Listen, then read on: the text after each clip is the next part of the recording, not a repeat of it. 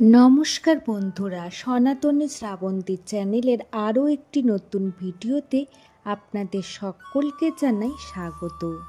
আজকের পর্বে আমরা জানব মা কালীর পূজা কিভাবে শুরু হলো।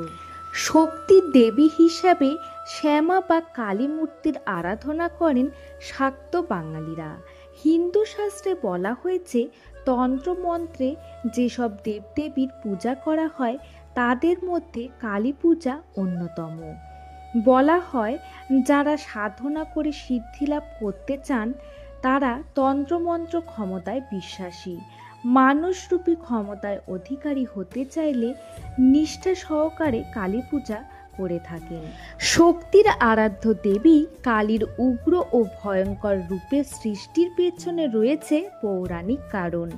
ভারতে কালী পূজার উৎপত্তির বিকাশ এবং প্রচলন প্রথা সম্পর্কে নানান তথ্য চারিদিকে ছড়িয়ে রয়েছে।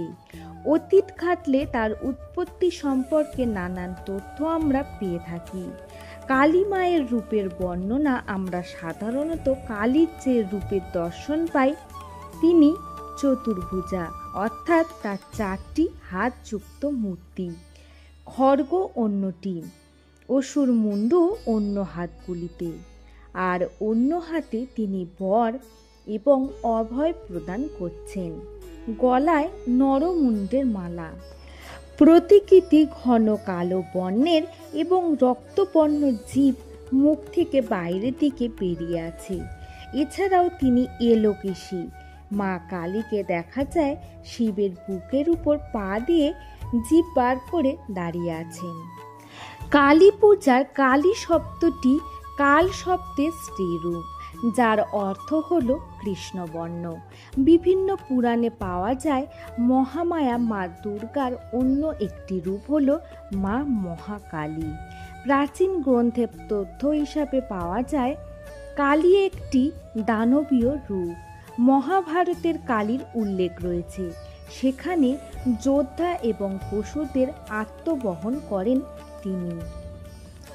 তিনি কাল রাত্রি কালী নামে পরিচিত।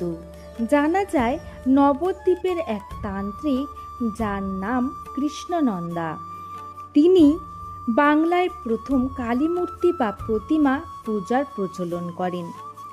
তার আগে মা কালীর মূর্তি এঁকে মা কালী সাধনা করতেন। অষ্টাদশ শতাব্দীতে নদিয়ার রাজা কৃষ্ণচন্দ্র রায় কালী পূজাকে জনপ্রিয় করে তোলেন এবং এইভাবে মা কালীর প্রতিমা পূজার প্রচলন শুরু হয়। ঊনবিংশ শতাব্দীতে বাংলার বিভিন্ন ধনী জমিদারদের পৃষ্ঠপোষকতায় কালী পূজার ব্যাপক প্রচলন শুরু হয়। কালী পূজার সময়কাল দুর্গাপূজার পরবর্তী অমাবস্যাতে দীপান্বিতা কালী পূজা করা হয়। এছাড়াও মাঘ মাসে রটন্তী কালী পূজা এবং জ্যৈষ্ঠ মাসে ফলহারিণী কালী পূজা ধুমধাম করে অনুষ্ঠিত করা হয়। অনেক জায়গায় প্রতি অমাবস্যাতে এছাড়াও বিভিন্ন সিদ্ধপীঠে প্রতিদিন এবং প্রতি শনি ও মঙ্গলবার নিয়ম করে মা কালীর পূজার প্রচলন দেখা যায়। প্রত্যেকে বিভিন্ন রূপে মা কালীর পূজা করা হয়ে থাকে।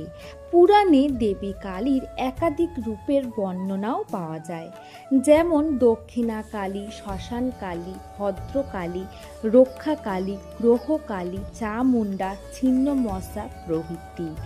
মহাকাল সংহিতা অনুসারে মা কালীর আবার নবরূপেরও পরিচয় পাওয়া যায়, যেমন কাল কালী, কঙ্কাল কালী, চিকা কালী, এমন সব রূপের পরিচয়ও পাওয়া যায়।